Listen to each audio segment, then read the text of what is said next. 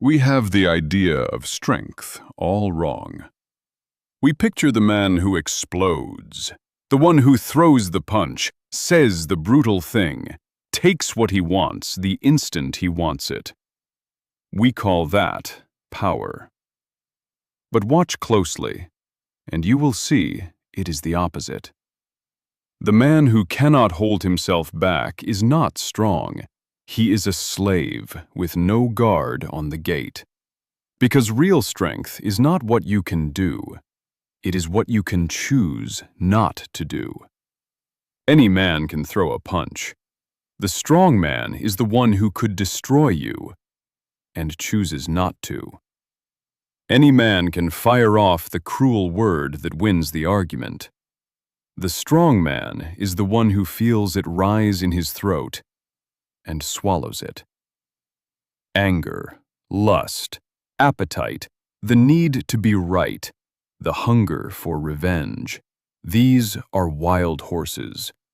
And the measure of a man is not how much fire he has. It is how well he holds the reins. So ask yourself honestly, who is running your life?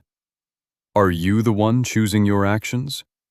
Or are your impulses choosing for you, while you just go along and clean up the wreckage after? Here is the truth.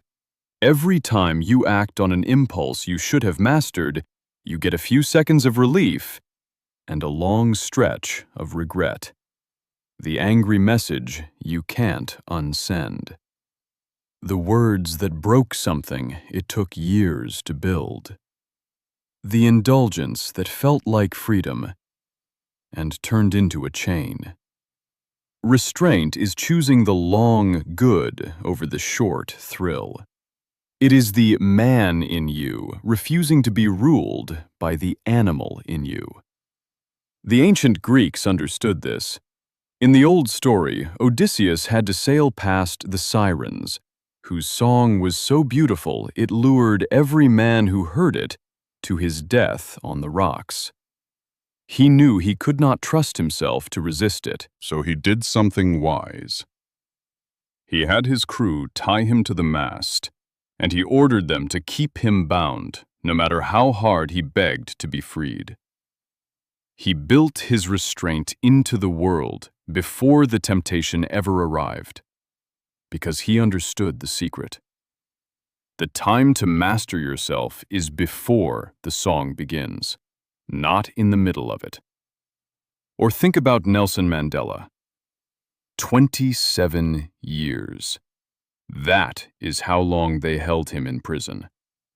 27 years of his one and only life taken from him. When he finally walked free, he had every reason on earth to burn for revenge.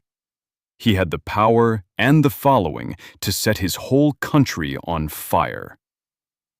And he chose restraint. He chose to build instead of burn, to reconcile instead of retaliate.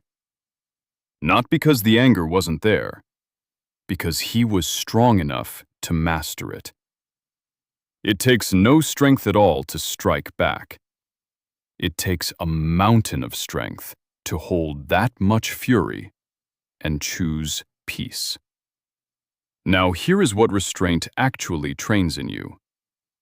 Every time you feel the impulse and do not obey it, you get stronger. You prove to yourself that you are the master and the impulse is the servant. And that proof compounds. The man who has told himself no 1,000 times over small things has built the strength to say no when it truly counts. But the man who indulges every whim has only trained himself to be weak. And one day, the whim that owns him will cost him everything. So the real fight of your life is not out there. It is in the mirror. The man staring back at you is the one opponent you will never escape and never fully defeat. You can only master him, one choice at a time. Master him, and no one else on earth can rule you. Lose to him, and it will not matter what else you conquer. The strongest thing a man can do is hold himself back. Master the man in the mirror.